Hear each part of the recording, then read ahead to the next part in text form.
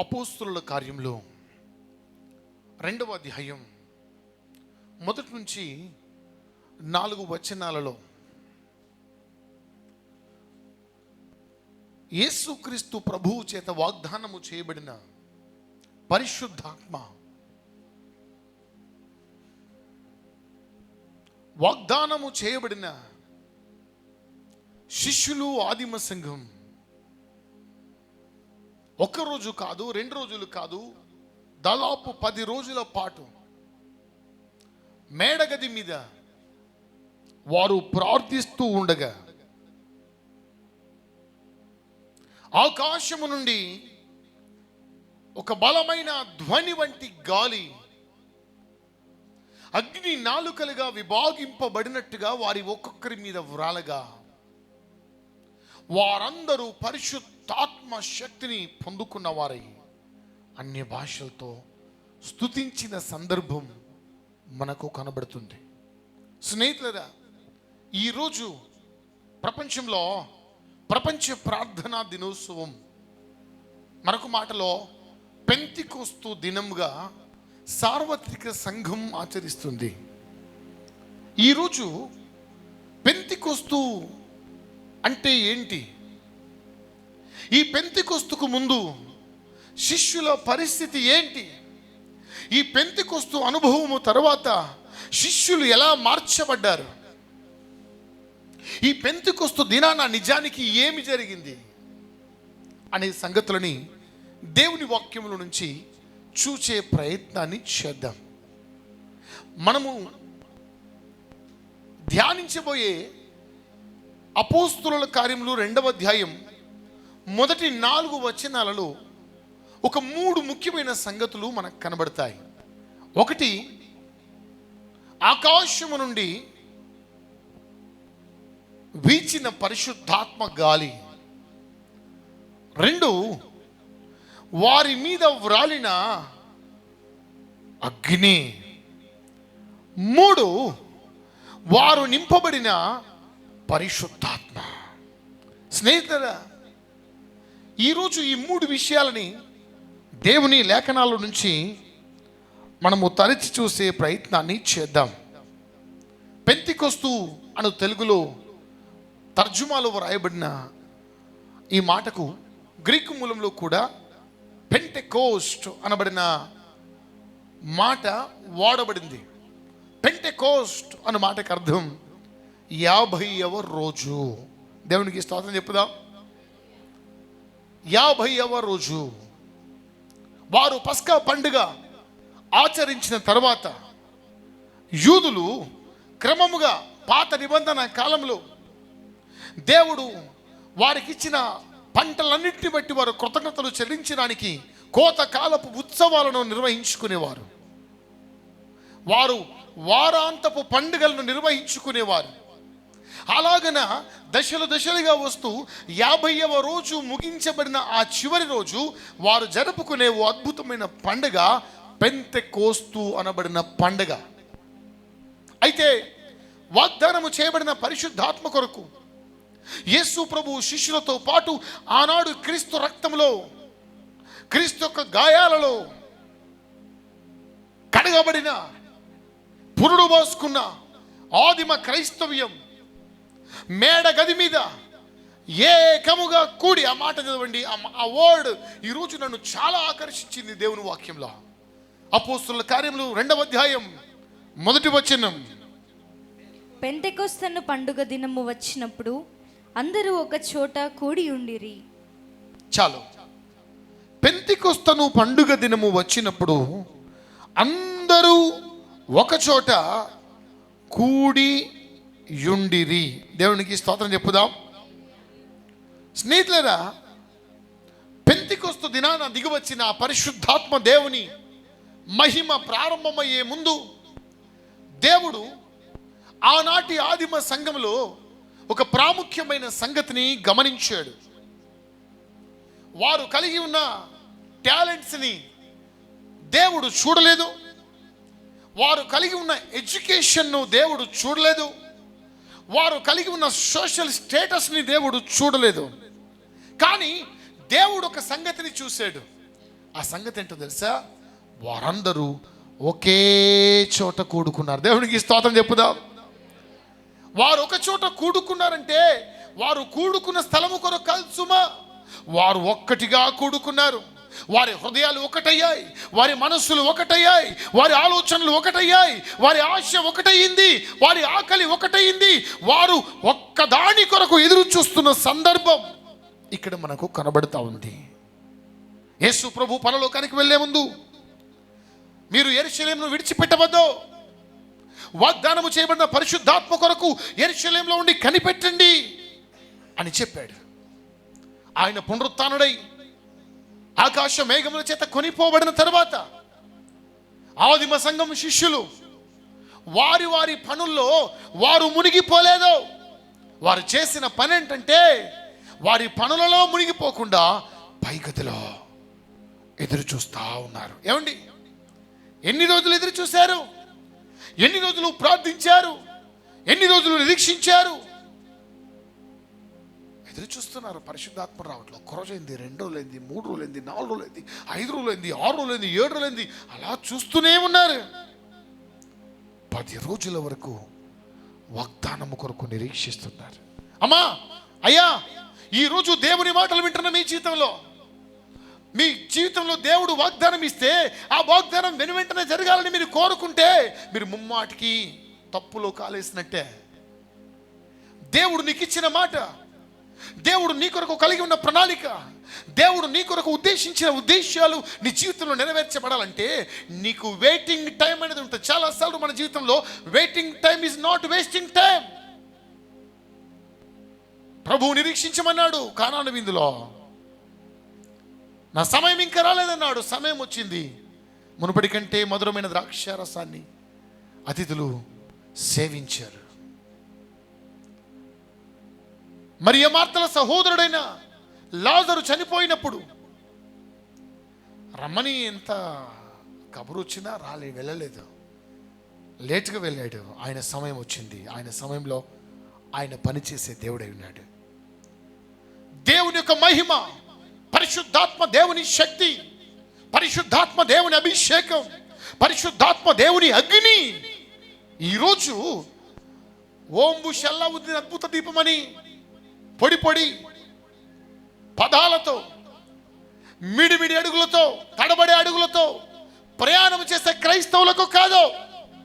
ఏ వ్యక్తి పరిశుద్ధాత్మ దేవుని మహిమ చేత కప్పబడతాడు, ఏ వ్యక్తి పరిశుద్ధాత్మ దేవుని శక్తి చేత నింపబడతాడు, ఏ వ్యక్తి ఆ పరిశుద్ధాత్మ అగ్ని అనుభవంలోనికి వెళ్తాడు తెలుసా? ఆయన పాదాల దగ్గర కూర్చొని ఆయన కొరకు నిరీక్షించే వ్యక్తులు మాత్రమే. దేవునికి స్తోత్రం చెప్పండి. కానీ ఈరోజు నేటి తరాన్ని చూడండి, నిరీక్షించే ఓపిక లేవు. మునుపటి దినాల్లో ఎన్ని గంటలైనా దేవుని వాక్యాన్ని వినే అనుభవాన్ని మన పితరుల తరము కలిగి ఉంది. నేడు 10 నిమిషాలు ఎక్కువైతే 100 సార్లు చేతి గడియారాన్ని, మొబైల్ ఫోన్లో సమయాన్ని చూసుకునే క్రైస్తవులారా, ఇన్స్టంట్ బ్లెస్సింగ్స్ కొరకు మీరు చూస్తే మీ జీవితంలో ఇన్స్టంట్ కాఫీ లాగా మీరు కరిగిపోతారు, కనబడరు, కనుమరుగైపోతారు. కానీ నిరీక్షించిన వారై పరిశుద్ధాత్మ కొరకు కనిపెడితే ఆ బలమైన పరిశుద్ధాత్మ దేవుని మహిమను మీరు పొందుకుంటారు. దేవునికి స్తోత్రం.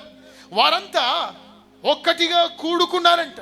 అమ్మా, వారంతా ఒక్క చోట ఒక్కటిగా కూడుకున్నప్పుడే పరిశుద్ధాత్మ దేవుడు పెంతెకొస్తు పండుగ దినమున దిగి వచ్చాడు. నేనంటున్నాను, ఒక చోట ఒక మనస్సు ఏకత్వము కలిగి ఉన్న చోట దేవుడు పనిచేయడం ప్రారంభిస్తాడు. దేవునికి స్తోత్రం.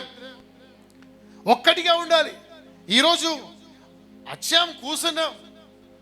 ఇక్కడున్న మీలో ఒక్కొక్కరు ఏ ఆలోచన చేత, ఒక్కొక్కరి హృదయము ఏ ఆశల చేత కొనసాగుతున్నదో దేవుడు ఎరిగిలేడంటారా?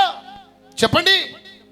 నోవాహు కుటుంబాన్ని చూస్తే ప్రపంచమంతా పాపముతో నిండి ఉంది.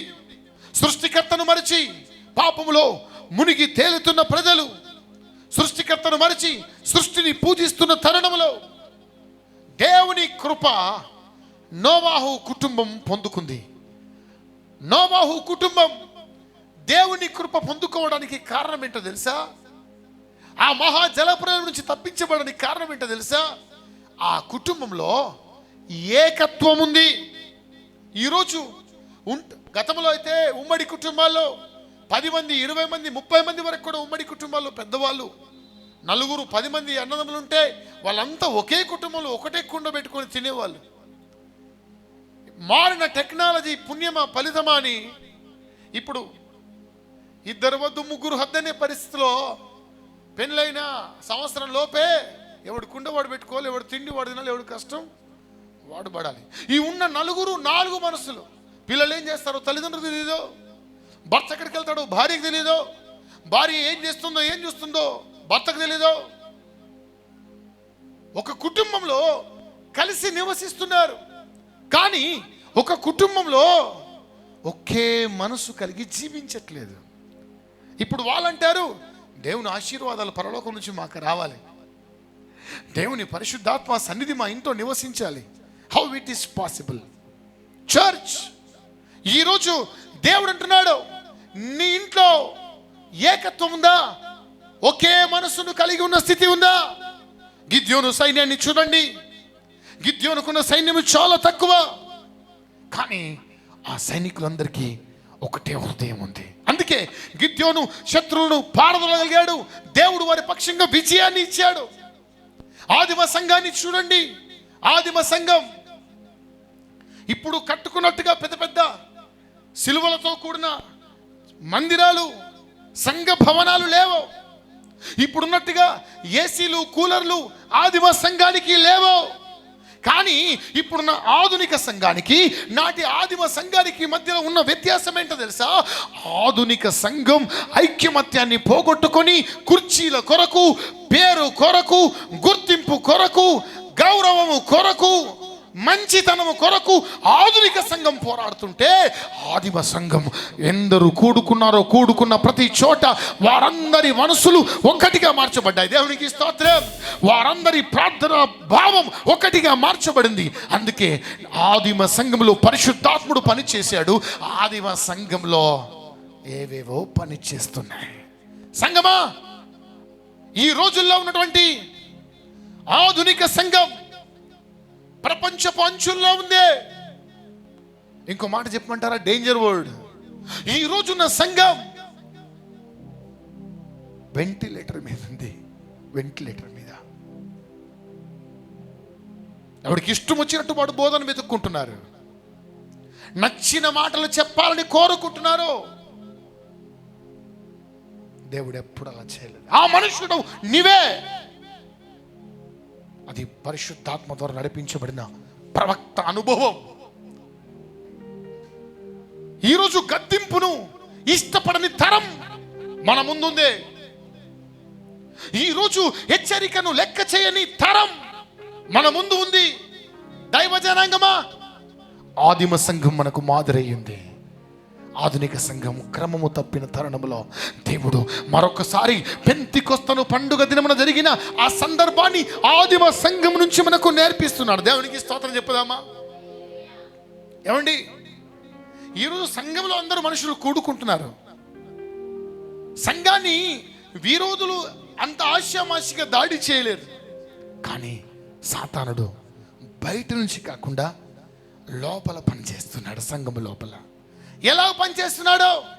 మనుషులంతా కలిసి ఉంటారు, కానీ వీరి మనసులో విభేదపు గోడలు, అసూయ ఆత్మలు, అనే హెచ్చించుకునే స్వభావాలు, తక్కువ ఎక్కువ అని తారతమ్యతలు.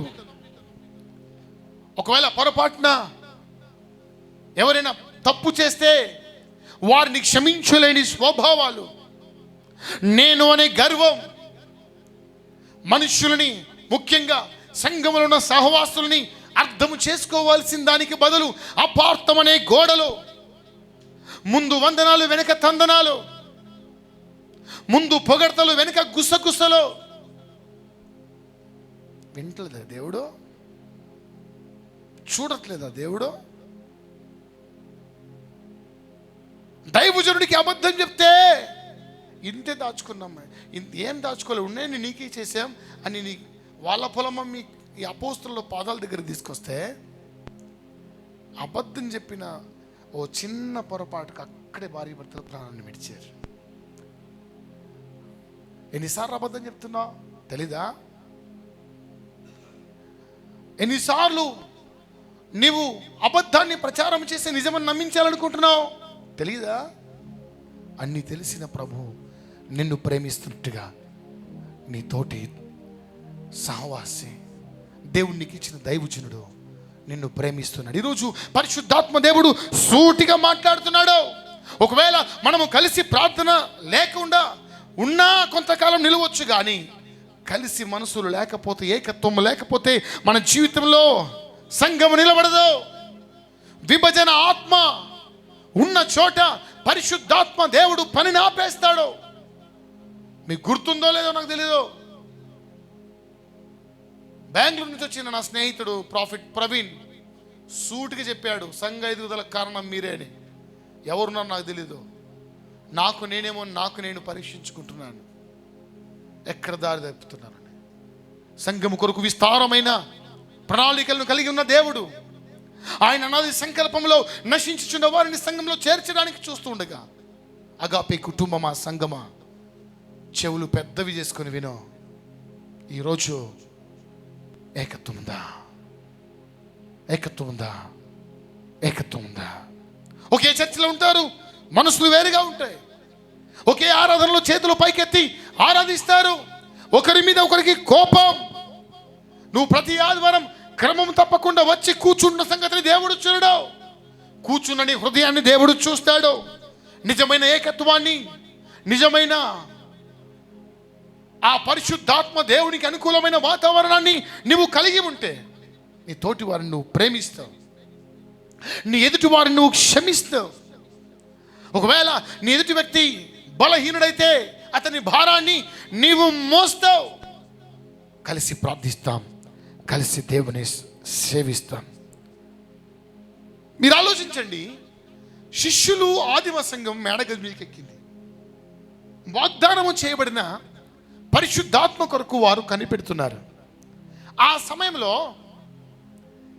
అక్కడ కూర్చున్న 12 మందిలో, ఆ 11 మందితో పాటు కూడుకున్న 120 మందిలో వాళ్ళ ఇంటి దగ్గర ఉన్న పాత గొడవలు, ఎప్పుడో ఏదో ఒక సందర్భంలో వారిని అన్న మాటలు వాళ్ళ మనసులో ఉంటే, ఆ కూడుకున్న కొద్ది మంది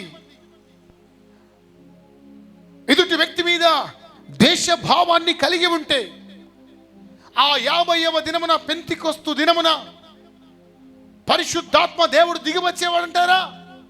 ఆలోచించండి. ఈరోజు కూడా చాలా మంది దేవుని ఆరాధిస్తున్నారు, బైబిల్ చదువుతున్నారు. నాలాంటి సేవకులు బైబిల్ని చేతబట్టుకొని బోధిస్తున్నారు. చాలా మంది సేవకుల్లో కూడా తగ్గింపు లేదు, దేవునితో సరైన సంబంధం లేదు, దేవుని కొరకు పరిగెత్తే మనస్సు లేదు, దేవుని కొరకు జీవించి తమ జీవితాల్ని బలిపీఠం మీద కరిగిపోనివ్వాలనే సమర్పణ లేదు. ఆరంభంలో భారముతో వచ్చిన దైవజనులు రాను రాను రాను రాను ఆ భారమంతా పోయి ఏవేవో భారాల్ని మోసుకుంటూ పరిచర్యను, దర్శనాన్ని మరిచి తిరుగుతున్నారు.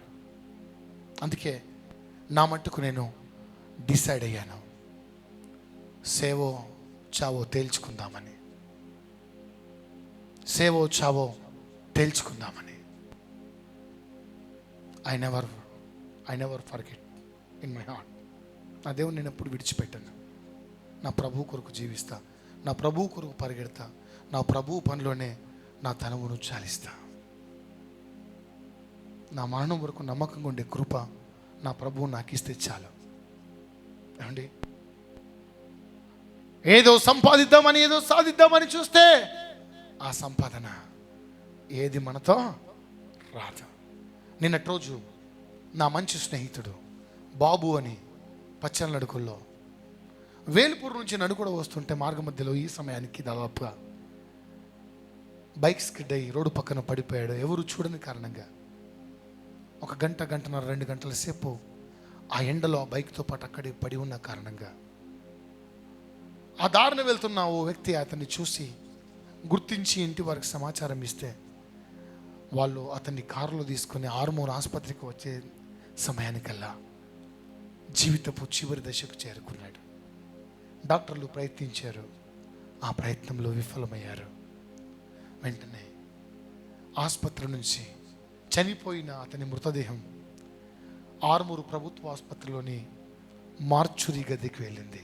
రాత్రి నేను దినమంతా కూడిక మందిర నిర్మాణ పనుల్లో బిజీ ఉండి అలసిపోయి శక్తి లేని పరిస్థితుల్లో అతను చనిపోయాడు అనే ఆ మరణ వార్త విన్నప్పుడు 1 గంట సేపు నా మైండ్ కలవరం చెందింది. నన్ను చాలా ప్రేమించే వ్యక్తి ఆయన. భారమైన హృదయంతో ఆ మార్చురీ గదికి వెళ్ళగానే అతన్ని చూడగానే నా దుఃఖం ఆగలే, బోర్నేడు చేశాను. సంగమా, ఒకానొక దేశంలోకి వెళ్ళి సంపాదించుకుందామని చెప్పుకొని వరలరా, రేపేమి మీకు సంభవించినో తెలియనా? ఈ వారం బతుకున్నావు, వచ్చే వారం బతుకుంటానని నీకు గ్యారెంటీ ఉందా? ఈ రోజు బతుకున్నావు, రేపు బతుకుంటానని గ్యారెంటీ ఏమన్నా నాకు ఇవ్వగలవా?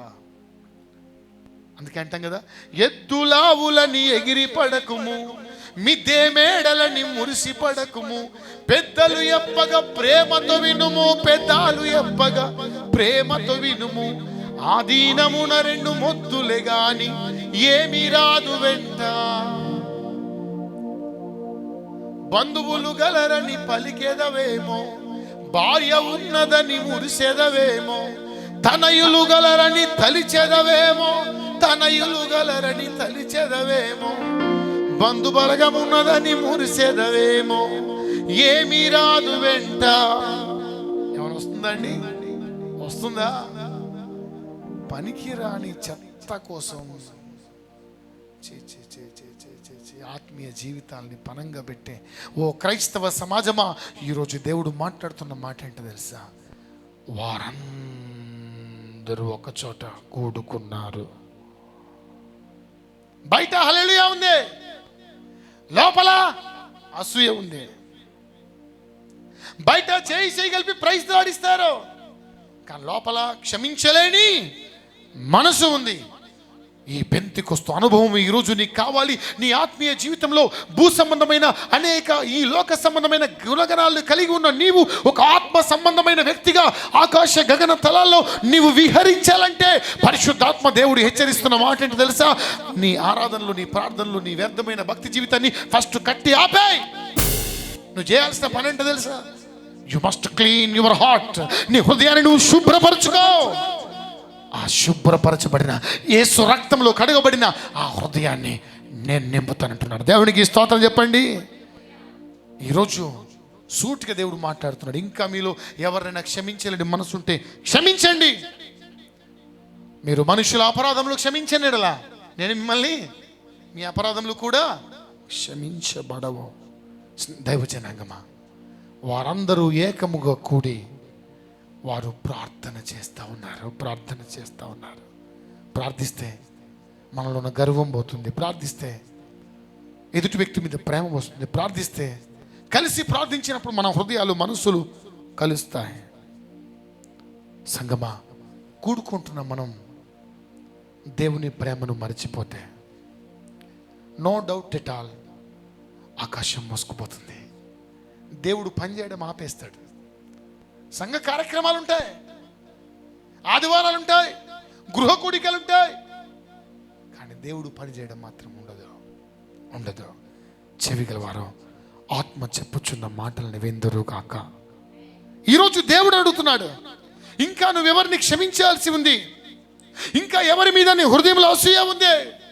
ఇంకా నీలో తెలియని గర్వం ఉంది? ఇవన్నీ కూలిపోయినప్పుడు, దేవుని ప్రేమ చేత నీ హృదయం నింపబడినప్పుడు, ఆ కూడి చేసే ప్రార్థనలో పరిశుద్ధాత్మ దేవుని అగ్ని దిగి వస్తుంది. చెప్పలోడు దేవుని నామానికి కనపడదు. సంఘంలో ఉజ్జీవము వస్తుంది. దేవునికి స్తోత్రం. అనేక మంది యువకులు చేర్చబడతారు. దేవునికి స్తోత్రం. నీ కుటుంబం మార్చబడుతుంది. దేవునికి స్తోత్రం. అడుగుతారా, దేవా మా సంఘాన్ని ఒక్కటి చేయండి, దేవా నా కుటుంబాన్ని. ఇట్లా చెప్పడానికి మీకు మనసు రాదు, ధైర్యం లేదు, పిరికి పందలు. ఎస్, నా హృదయాన్ని నీతో మాత్రమే కాదు, నా హృదయాన్ని నా సహవాసులతో సమ్మతి కలగజేయ దేవుడా. నా ఇంట్లో ఉన్న ఆ గోడలన్నీ కూలగొట్టు, నువ్వురా, నువ్వు పనిచేయి. కళ్ళు మూసుకోనండి ఒకసారి. పరిశుద్ధాత్ముడా, పరిశుద్ధాత్ముడా, మా ఇంట్లో పనిచేయండి ఆయన, మా సంఘంలో పనిచేయండి ఆయన, పనిచేయండి ఆయన, పనిచేయండి ఆయన. అడుగుతారా? నోరు తెరిచి ఒక క్షణం. హోలీ స్పిరిట్, పరిశుద్ధాత్ముడా, నీకు మేము సహకరిస్తున్నాం, మాలో పని చేయండి నాయన, పని చేయండి నాయన, పని చేయండి నాయన, పని చేయండి నాయన. ఆమేన్.